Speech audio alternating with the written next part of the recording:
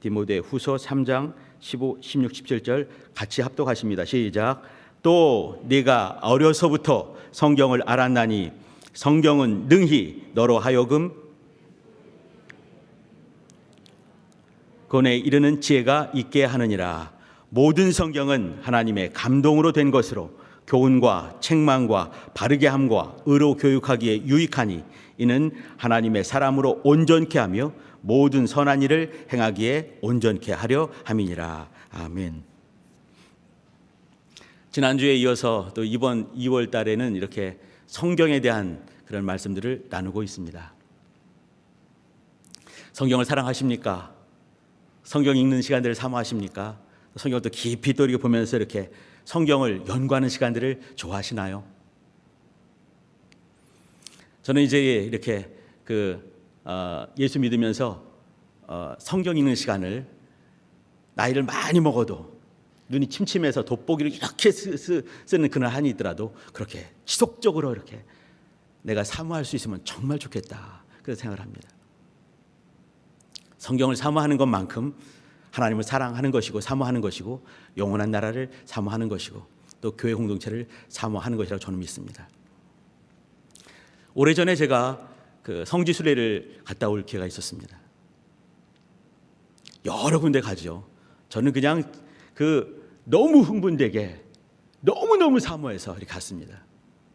가서 이제 이렇게 보는데 가서 보면은 사실 볼 곳이 없습니다. 우리 성도님 잘 아시죠? 가게 되면 뭐 이렇게 건물 하나 덩그러니 있다거나 아니면 돌무더기 있다거나 이제 뭐 어떤 의미를 이렇게 설명해 주는 분이 없으면은 의미를 분류할 수 없는 그런 것들이 많이 있거든요.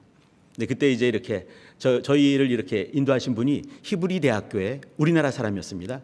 유학을 가신 거죠. 히브리 대학교에 성서 고고학을 이렇게 박사 과정을 밟고 있는 목사님께서 이렇게 알바를 하시는 거죠. 이렇게 가이드를 하셨습니다. 말은 좀 어눌하시지만 알고 있는 게 얼마나 많은지 참 유익했습니다. 근데 어느 날 어디 가보니까 어떤 한 곳에 돌무더기 잔뜩 있고 쌓여 있고 이렇게 망이 쳐 있어요. 들어가지 말라고. 근데 이제 그 앞에서 설명을 해주시는 겁니다. 저는 그걸 들으면서 유태인들의 어떤 위대성을 보게 되고 그들이 이렇게 복을 받는 이유를 알았습니다. 설명하는 이유가 뭐냐면 이곳에는 그 주변이 전부 다가 성서적으로 성경적으로 전부 유적지가 아니겠습니까? 그저 땅만 파도 뭐가 나온다는 거예요. 기가 막히는 것들이 나온다는 거죠. 또 2000년 전 것이 나오고 3000년 전 것이 나오고 막 나온다는 겁니다. 근데 거긴 제가 봐도 삽질을 안 하고 호미질을 안 한 그런 곳이에요. 하시는 말씀이 뭐냐면 성서 고고학 하신 가이드 하시는 목사님이 하시는 말씀이 뭐냐면 여기는 자손들 그때까지 전부 다 발굴했는데 전부 다 발굴을 해버리면은 나중에 이제 그 후손들이 발굴할 것이 없지 않겠는가 싶어서 후손들이 그것을 발굴하면서 성경이 정말 참이라는 것을 알게 하기 위해서 발굴하고 싶은 마음이 굴뚝 같지만 후손들을 위해서 남겨놨다는 거예요. 그저 삽질하고 호미질하면 그 엄청난 유물이 나올 걸 뻔히 알고 있지만 앞으로 몇 년 후에 몇십 년 후에 우리 후손들을 위해서 그들이 또 그걸 파면서 성경이 진짜구나, 하나님 살아계시는구나, 그걸 알게 하기 위해서 정말 닭살 돋도록 그냥 몸소리 쳐지게 하나님이 살아계심, 성경이 진짜구나, 그걸 알게 하기 위해서 일부러 안 판다는 거예요. 그리고 향후 몇 년에 그 이후에 이 세대 사람들이 다 죽고 후대 사람들이 또 그걸 파면서 성경이 진짜인 거를, 성경 시대가 그 모든 성경 얘기들이 진짜인 것을 알게 하기 위해서 삽을 대지 않고 호미를 대지 않고 있다는 얘기예요. 그거 보면서 유태인들은 이렇게 성경에 관심이 있고 또 이것이 진짜인 것을 자손들에게 가르쳐주기 위해서 파고 싶은 마음이 굴뚝 같은데도 불구하고 그걸 참으면서 그걸 후대에 이렇게 물려주는구나, 그 생각을 해봤습니다. 유태인들이 우리에게 보여준 여러 가지 면들, 물론 이제 안 좋은 면도 이 땅에 사는 사람이기 때문에 인종이기 때문에 틀림없이 있을 것입니다. 그런데 성경적으로 봤을 때 가장 위대한 우리에게 준 그것이 뭐겠습니까? 성경 아니겠습니까? 유태인들이 저번 주에도 말씀을 드렸는데 유대인들이 지금도 이 지구별을 이렇게 흔들고 움직일 수 있는 그 이유, 그것이 어디 있겠습니까? 한 책의 민족이기 때문에 그렇습니다. 성경의 백성이기 때문에 그렇습니다.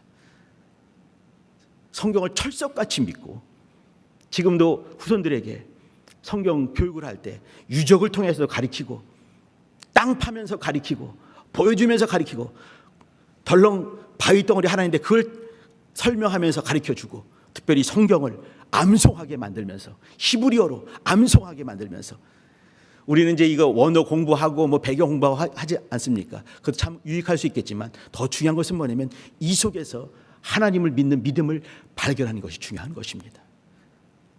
원어 1개, 2개, 100개, 1000개 아는 게 중요한 것이 아니지요. 배경 지식을 많이 아는 거 도움은 될 수 있겠지만 거기서 머물면 안 되는 것입니다.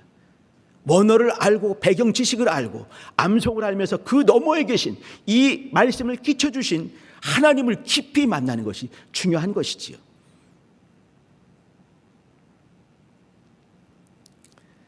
우리 성도님들 많이 알고 계신 그 유명한 존 워너메이커, 미국의 백화점 왕입니다. 최신부 장관까지 했지요.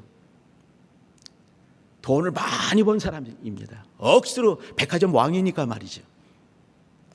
그에게 한 사람이 물었습니다. 리포터가.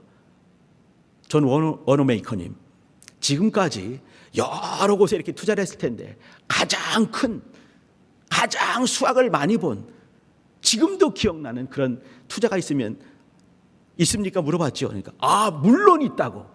이제 그 대답을 이제 예상을 하고 물어봤겠지요.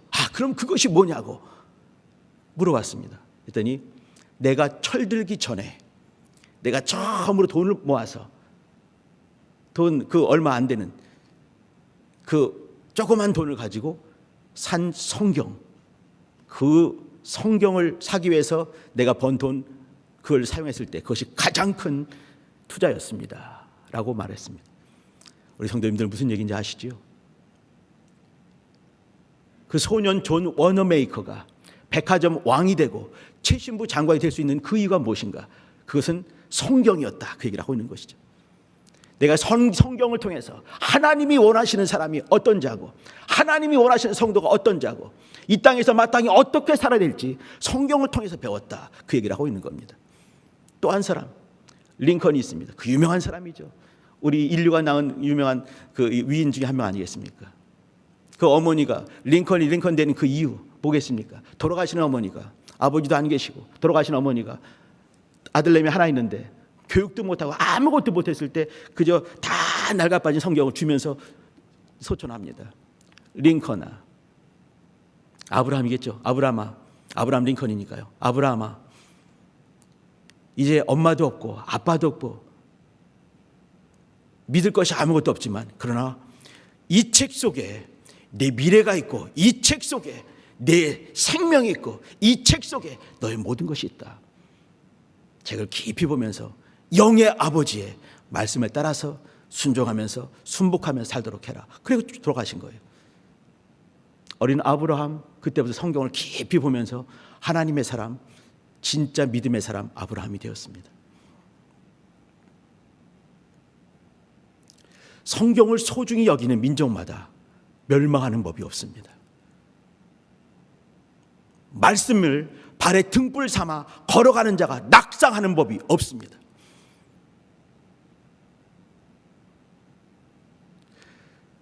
옛날에 성경 중세시대 말이죠. 15세기 그 이전에 성경은 한 권 값이 보통 집 정도가 아니라 아주 멋들어진 농장을 하나 살 수 있을 만큼 돈을 모아야지만이 성경을 한 권을 살 수가 있었습니다. 지금은 한 이제 2만 원, 3만 원 헌책방에 가게 되면요, 이 성경은 너무 쉽게 살 수 있죠. 이런 성경.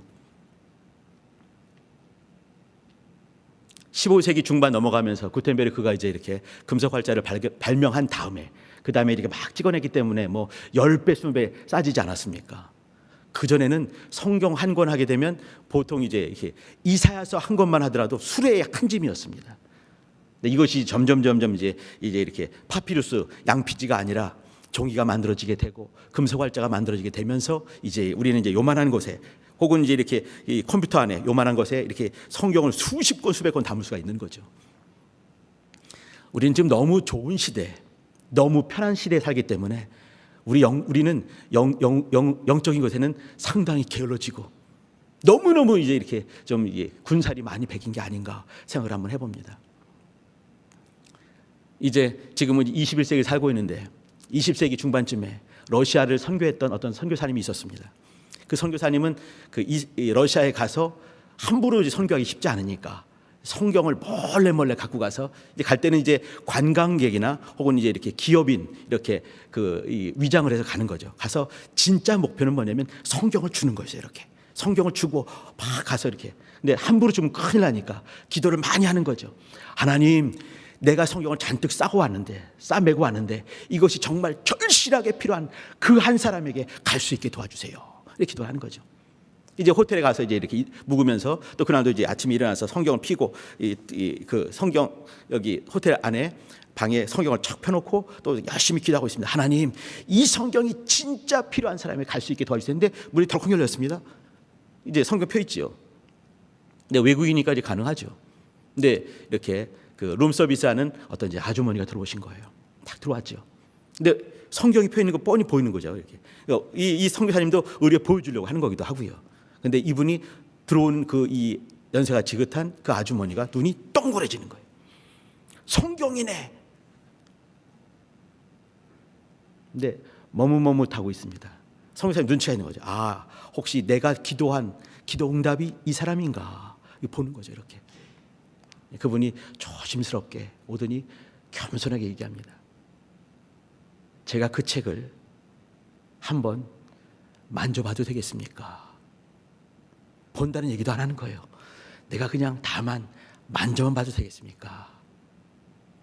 그러니까 우리 이 선교사님은 이제 이분이 내가 펴놓은 이 성경의 주인이구나 하면서 웃음을 띠면서 원한다면 들을 수도 있습니다 라고 말을 했어요. 그러니까 이분이 갑자기 그 이만한 눈물이 탁 쏟아지면서 자기 얘기를 합니다. 저는 크리스찬입니다. 성경을 갖고 싶어서, 내 성경을 갖고 싶어서 30년간 기도해 왔습니다. 너무 감사합니다. 얘기를 하는 것이죠. 우리 성도님들, 제가 이제 조금 지난 러시아 얘기를 했지만 지금도 동일한 간증들은 곳곳에서 이루어지고 있을 것입니다. 우리 아시아 저쪽 못 사는 나라들 속에서, 저쪽에 중미, 남미, 카톨릭이 잔뜩 이렇게 도사리고 있는 바로 그곳에서, 검은 대륙이라고 하는 아프리카에서 성경을 사모하는 사람들이 얼마나 많이 있겠는가. 저희 집에만 해도 성경은 30권이 넘습니다. 근데 진짜로 진실함으로 성경을 깊이 사모하는지, 그건 다른 얘기인 것 같습니다. 성경, 어떤 분이 이제 저한테 이렇게 질문하신 분이 계십니다. 성경을 읽다 보니까 이렇게 성경이 66권인데 이렇게 짝이 있는 말씀들이 있지 않습니까? 다 짝이 있고 아구가 맞는 것인데 이 성경은 이렇게 말했고 저 성경은 저렇게 말하는 그런 모습을 보게 됩니다. 이걸 어떻게 이해해야 될까요? 이렇게 질문한 적이 있습니다. 한참 얘기하면서 이제 이렇게 같이 풀어가는데 우리 성도님들 보시게 되면은 이 성경이 앞뒤가 안 맞는 말씀이 가끔씩 있을 때가 있지요. 어떻게 생각하십니까? 제가 그런 성경들을 몇 군데 한번 찾아주도록 하겠습니다. 먼저 그 전에 성경은 말이지요, 세 가지를 기억해 주시기 바랍니다. 원본이라는 것이 있습니다. 성경 원본 아시죠? 이렇게 원래 오리지널 판본, 원본. 그 다음에 사본이라는 것이 있습니다. 사본은 이 카피를 한 것이에요. 지금이야 이제 복사기가 있어서 똑같이 카피를 하지만 그 당시 3,000년 전에, 2,500년 전에, 2,000년 전에 어떻게 카피를 했겠습니까? 복사기가 없는 시절에, 활자도 없는 시절에, 종이도 없는 시절에 어떻게 했겠습니까? 다른 방법이 없습니다. 일일이 보고 일일이 다 수기로 쓸 수밖에 없습니다. 근데 성경이 구약만 1331쪽입니다. 이렇게 좋은 종이로 1331쪽입니다. 그러면 양피지로 하게 되면 얼마나 많겠습니까? 말할 것도 없는 거죠. 이사야만 하더라도 한 수레라니까요. 근데 그 많은 것들을 일일이 수기로 다 이렇게 카피를 해야 됩니다. 지금같이 빅볼 볼펜 없는 시절에.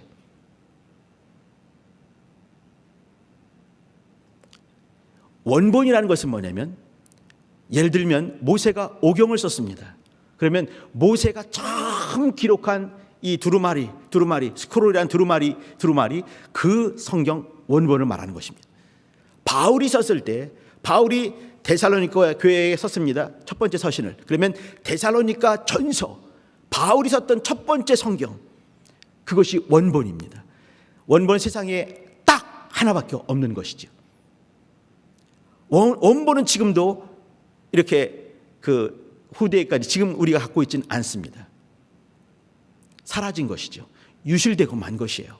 하나님의 성경이라 하더라도 이렇게 유실될 수가 있습니다. 근데 그것이 유실되기 전에 수많은 사람들이 수많은 목적으로 수많은 그 환경 가운데서 그것을 사본을 만들어냈습니다. 권수가 아니라 종으로 말한다 한다면 이렇게 대문자 사본, 소문자 사본, 배자 사본, 신해산 사본 이런 것들이 있습니다. 이런 사본만 하더라도 5천 종이 넘습니다. 종류를 말하는 것이에요. 권이 아니라. 이런 사본들이 그렇게 많이 있습니다. 사본학이라는 것이 있습니다. 사본학은 그 사본들이 수천 종이 있으니까 그거를 다 대조하게 되면서 진짜 원본에 가까운 성경을 이렇게 추정해 나가는 그런 학문, 이것이 사본학이라는 것이 있습니다. 이걸 통해서 수십 명, 수백 명이 이렇게 박사가 나오는 것이지요. 이 사본은 이렇게 헬라 말을 그대로 헬라 말로 바꾸는 것, 이게 사본입니다. 히브리 말을 그대로 똑같이 이렇게 옮겨 쓴 것, 이게 사본학입니다. 옛날에 서기관과 또 이제 이렇게 율법사들을 통해서. 근데 우리는 사본도 갖고 있지 못하죠. 이 중에 혹시 사본 갖고 계신 분 계십니까? 아무도 없을 것 같습니다. 원본이니까요. 원본을 한 히브리 말, 헬라 말, 고고학적인 그런 언어죠. 성서 언어, 성서 히브리어, 성서 헬라어. 지금 쓰는 헬라어는 이 성서 헬라어가 아닙니다. 좀 다르지요. 우리나라 옛말도 이렇게 나라 한 말싸움이 뒷국에 달라 문자바로 서로 삼았대 아니할세. 이것이 1443년 나왔던 그런 이 훈민정음 언어 아니겠습니까? 지금 틀리단 말이에요. 2000년 언어 당연히 틀릴 수밖에 없죠. 근데 우리는 뭐냐면 역본을 갖고 있습니다. 역본은 뭐냐면 우리는 한국 사람이기 때문에 한글말로 이렇게 한글로 해야지만이 우리는 읽을 수가 있어요. 그러면 원본은 유실됐고 사본 중에서 가장 원본에 가까운 것들을 이제 이렇게 만들어냈고, 그리고 그것을 우리말로, 옛날에는 이제 영어로 번역이 됐고 영어가 또 중국어로 번역이 됐고 중국어가 일본 번역됐고 일본어로 번역된 것이 우리말로, 이렇게 중역, 삼역, 사역, 오역한 것이 우리가 갖고 있는 역본입니다.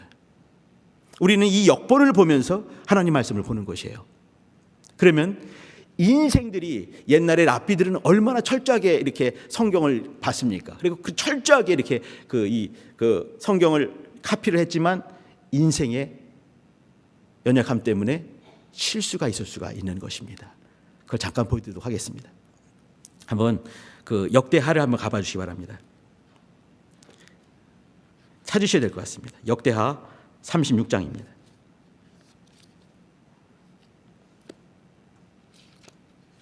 제가 이런 거를 하면서 좀 불안한 것은 뭐냐면, 어머, 성경이 틀리대 이렇게 하실까 봐.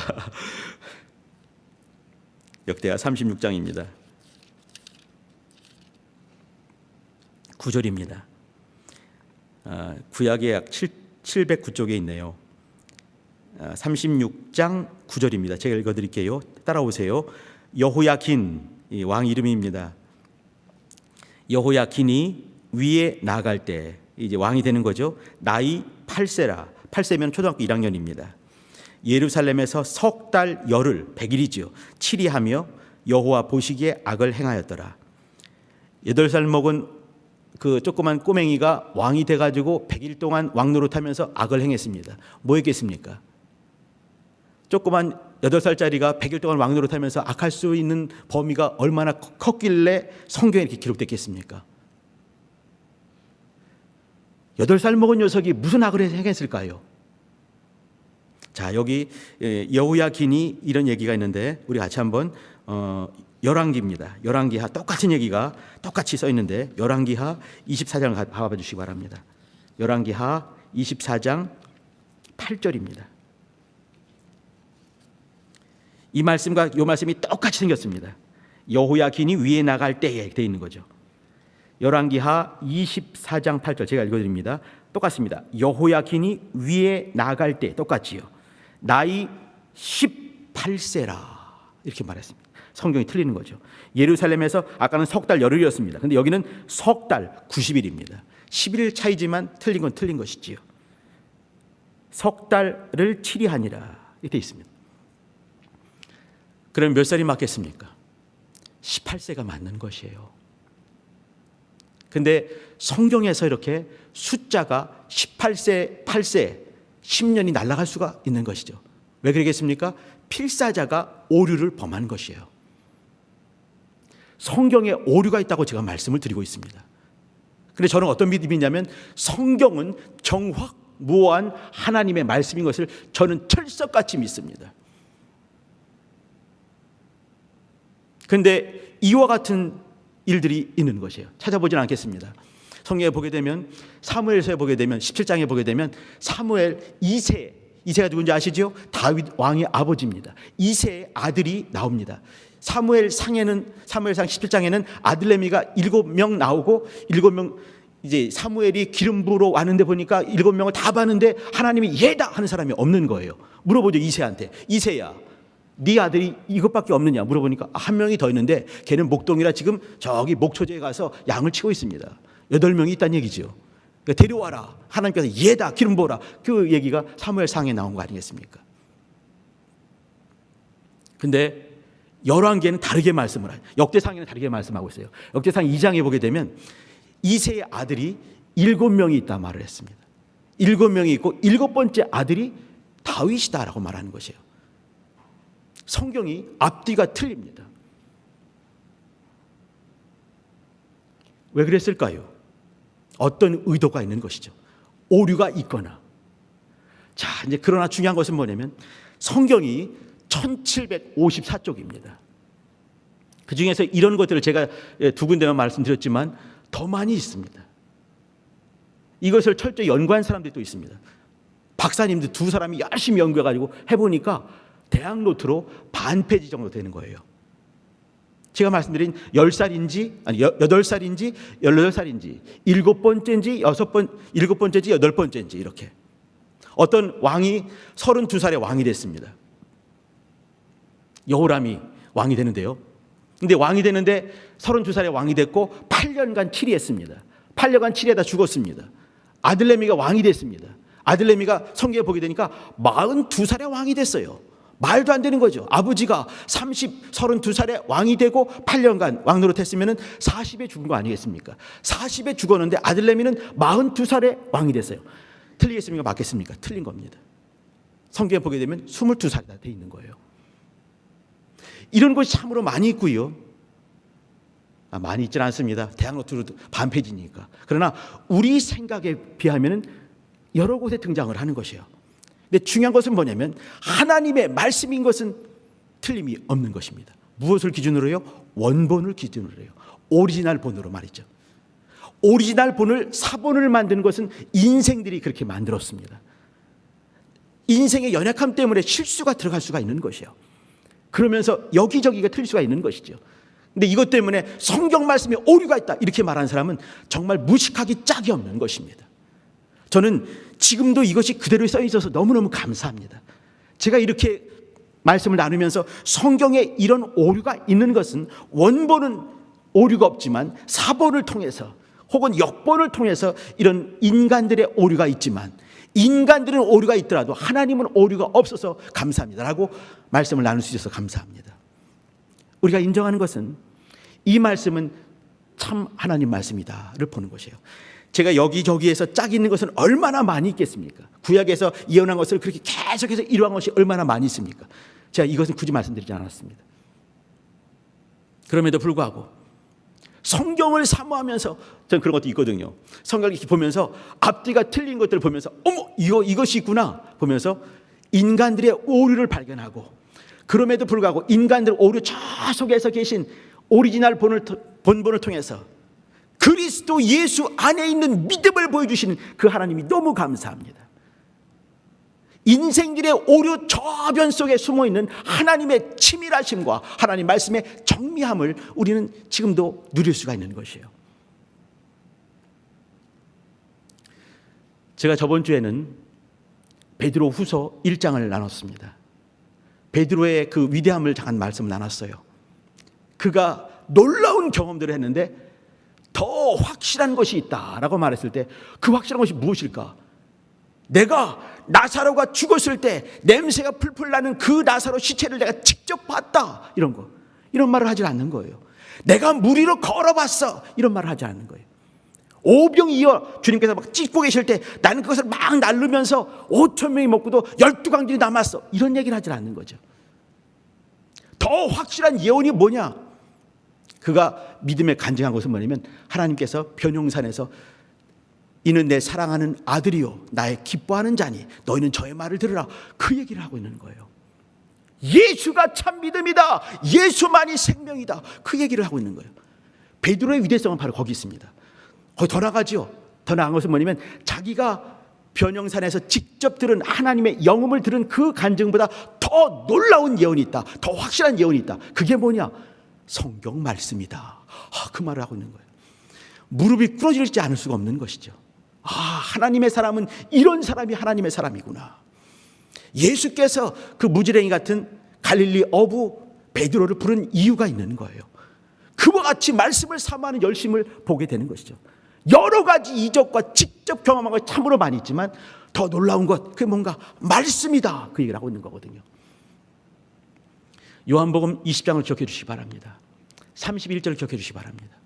내가 이것을 기록하는 것은 예수 그리스도가 하나님의 아들이신 것을 믿게 하고 이것을 믿음으로 말미암아 너희 속에 생명이 있는 것을 알게 하기 위해서다라고 요한이 얘기했습니다.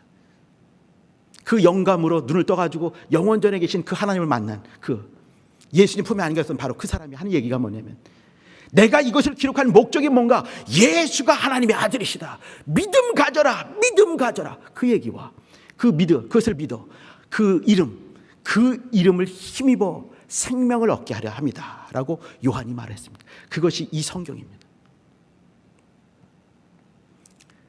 이 신약 성경의 3대 저자는 요한과 누가와 바울입니다. 이 세 사람이 절대적으로 많이 썼지요. 바울은 13권, 또 요한은 5권, 누가는 2권이지만 이 2권이 엄청난 분량입니다. 누가가 한 말 24장 44절로 48절에 보게 되면 주님께서 직접 말씀을 하세요. 거기 보게 되면 이렇게 예수께서 제자들의 눈을 띄워주는 거죠. 눈을 띄워줬어요. 어떻게 해요? 성경을 알 수 있게, 성경을 볼 수 있게 눈을 열어주는 거예요. 열어주고 나서 이제 주님 말씀하시죠. 내가 예루살렘에서 고난을 받고 죽을 것이고 3일 만에 살아날 것이다, 그 말씀을 하는 것이에요. 그래서 이 회개의 복음이 예루살렘으로부터 땅끝까지 쫙 전해질 것이다. 너희들은 이것의 증인이니라, 그렇게 말씀을 했습니다. 예수님이 하신 말씀이에요. 성경을 보는 눈을 열어주는 거죠. 나는 우리 성도님들께서 성경을 사모하는 그 열심이, 마음의 문이, 심령의 문이 열렸으면 좋겠습니다. 성경을 참으로 사모하게. 여기 우리 삶의 중심 예수 그리스도 이렇게 했습니다. 그러면 우리 삶의 중심 예수 그리스도를 어떻게 하겠습니까? 무엇을 무엇을 기초로 해야 될까요? 무엇을 그렇게 삼아야 될까요? 뭐겠습니까? 성경입니다. 성경을 깊이 보면서 순간순간마다 들어가도 나가도 복을 받을 수 있게, 하나님 무엇을 기뻐하시는가, 하나님의 마음이 어떤 것인가, 하나님의 심정이 어떤 것인가, 하나님의 사정이 어떤 사정인가, 이 시대에 우리 공동체와 우리 가정과 나에게 요구하신 것이 무엇일까? 그럼 주님의 마음, 음성을 듣고 싶어하는 그런 마음을 가지고 성경을 열어야 되는 것이에요. 성경을 열 때 하늘 문이 열릴 것입니다. 성경을 열고 하나님 말씀 볼 때 하나님께 나에게 이제 정말 신령한 하나님의 영음을 들려주실 것입니다. 오늘 본 이 말씀 사도 바울이 한 얘기죠. 사도 바울이 마지막 서신 이렇게 디모데에게 쓰면서 한 얘기입니다. 내가 어려서부터 성경을 알았나니. 그 다음에 있는 말이, 저는 오늘 제목을 성경은 능히 이렇게 잡으려고 그랬어요. 성경은 능히. 제목이 오늘 나눌 말씀은 그리스도 예수 안에 있는 믿음인데, 저는 성경은 능히 요거만 딱 점점점. 얼마나 할 말이 많겠습니까? 성경은 능히 너로 하여금 그리스도 예수 안에 있는 믿음으로 말미암아 구원에 이르는 지혜가 있게 하느니라 이렇게 했습니다. 성경은 능히 그리스도 예수 안에 있는 믿음, 이 믿음을 통해서 구원에 이르는 지혜가 영원한 지혜, 신령한 지혜가 되는 거죠. 지혜가 있게 하느니라 이렇게 했습니다. 모든 성경은 하나님의 감동으로 됐다 말씀하고 교훈, 책망, 바르게 함, 의로 교육하기에 유익하다 했습니다. 하나님의 사람으로 온전케, 신분이죠. 그리고 모든 선한 일을 행하기에 이건 삶입니다. 하나님의 사람으로 온전케, 신앙이지요. 모든 선한 일을 행하기에 이건 생활입니다. 온전케 하려 합니다 이렇게 했습니다. 성경을 통해서 성경을 깊이 볼 때 우리는 하나님의 사람이 되는 것입니다. 내가 지금도 동일하게 예수 믿을 때, 처음 믿을 때 동일하게 말씀을 사모하는지, TV 드라마보다, 맛있는 음식을 먹는 것보다, 내가 좋아하고 사랑하는 사람과 수다 떠는 것보다 더 좋아하는지 봐주시기 바랍니다. 예전에 우리 교회는 말이죠. 예전에 한 것은 그 한 30년 전쯤에, 20년 전쯤에 이런 말하게 되면 이제 우리 젊은 친구들은 아이고 또 이제 우리 목사님 꼰대시구나 이렇게 할 수도 있지만, 이 말을 안 할 수가 없어요. 옛날에 우리 교회 모습이 있습니다. 어떤 교회였나요? 예배에 목숨 거는 우리 교회였습니다. 우리가 이제 개혁하면서 다 버려버린다, 그것은 옳지 않은 것입니다. 많은 순간에 더 좋은 것들을 배운 것들이 또 훨씬 많이 있습니다. 예배에 목숨 거는 모습, 예배를 사모해서 예배 끝나기를 줄 쫙 서 있는 그 모습들, 앞에 앉으려고 노력을 많이 했던 것들, 지금 저는 보통 이제 이 기둥 뒤에 숨어 있는데 예전에 안 그랬습니다. 요 앞을 얼마나 사모했는지. 그런 모습들. 기도할 때 우리 교인들 목소리 빽빽거리고 수련회 갔다 오게 되면 하나님 아버지 목소리가 소리도 안 나오죠. 안 그런 사람이 이상했죠. 목소리 쉬지 않은 사람이 이상했어요. 다 하셨으니까. 너무 기도를 사모해서. 그런 모습들. 또 한 가지, 성경을 정말 사모했던 예수쟁이들이었습니다. 줄 치지 말라고 해서 줄 치고 싶으면 굴뚝까지 줄도 안 치면서 열심히 봤지요. 그렇게 사모했던 모습들, 그게 진짜 예수쟁이의 모습입니다. 회복할 때가 된 것이지요. 이제는 그보다 더 온전한 모습과 더 건강한 모습과 더 건전한 모습을 우리는 가져야 되는 것이에요.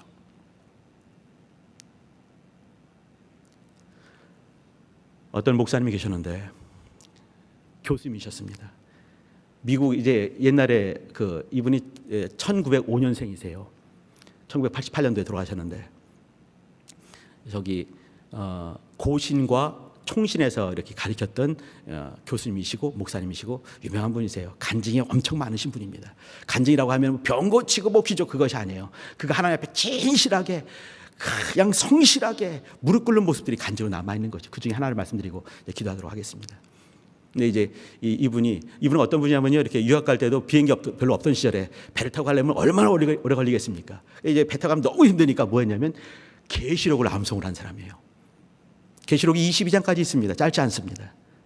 계시록 언어는 좀 어렵습니다. 상징이 많기 때문에. 근데 너무 힘들고 너무 지루하니까 그래, 하나님 말씀을 깊이 봐야지. 제일 어려운 게 뭘까? 계시록이지. 그럼 계시록을 암송해야지. 계시록을 암송을 했습니다. 미국 가니까 좀 남았어요. 이제 몇 장 남아서 거기 이제 미국에 있으면서 다 외워서 계시록 22장을 그냥 줄줄줄줄 읽을 수 있는 그런 분이 됐습니다. 그분이 교수가 되고 목사가 되신 분이세요. 박윤선 박사님이란 분입니다. 근데 이제 이분이 성실하고 얼마나 이제 이렇게 신실한지 많은 분들이 볼 때 저분은 우리 한국 교회에 하나님께서 주신 선물 같다라는 분이 정암 박윤선 박사입니다.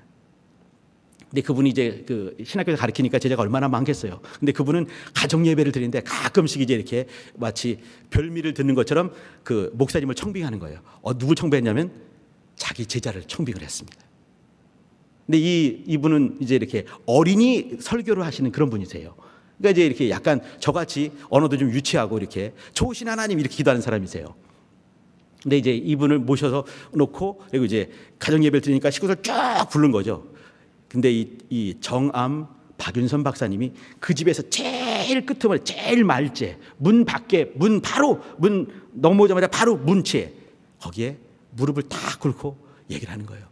목사님, 하나님 말씀을 들려주십시오. 우리가 순종하겠습니다. 그러면은 이 집 식구들이 얼마나 무릎을 꿇겠습니까?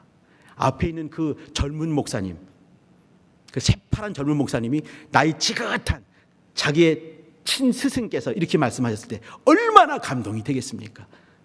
그래서 그 은혜를 쫙 많이 누리게 되는 거예요. 이런 간증이 수두룩박박 있는 것이죠.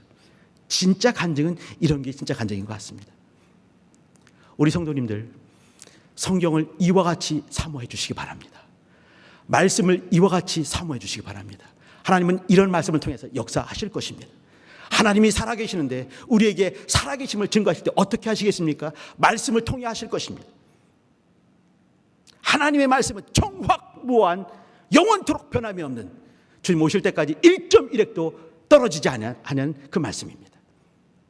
내가 살아계신 말씀을 사모한다는 것은 말씀을 사모하는 것이고, 사모한다는 것은 원어 몇 개 아는 것이 아니고 배경 지식 몇 개를 아는 것이 아닙니다. 그 말씀 앞에 무릎 꿇어지는 것입니다. 순종하는 것입니다. 우리가 개혁하면서 잃어버린 가장 치명적인 것, 순종하는 것, 말씀 앞에 순종하는 것 잃어버리고 너무 안타깝습니다. 말씀을 사모할 때, 무릎 꿇을 때 그 말씀이 살아 역사하실 것입니다. 기도하실 때 하나님 아버지, 말씀을 사모하는 그리스도 예수 안에 있는 그 믿음을 사용하는 하나님의 사람들 되게 도와주세요. 나와 내 가정 그리스도 예수 안에 있는 믿음, 어떤 믿음이겠습니까? 피를 믿는 믿음입니다. 어떤 믿음이겠습니까? 십자가를 믿는 게 아니죠. 십자가를 보면서 그 속에서 하나님의 사랑을 보는 것입니다. 그 사랑을 믿는 것입니다. 무엇이겠습니까? 빈 무덤을 아는 것입니다. 부활하신 주님을 아는 것입니다. 영원한 소망이 예수 안에 있는 것을 아는 것, 그리스도 예수 안에 있는 믿음입니다. 하나님, 이와 같은 믿음이 나와 내 가정과 우리 공동체, 우리 교회 안에 있게 도와주세요. 주여 한번 부르고 기도하십니다.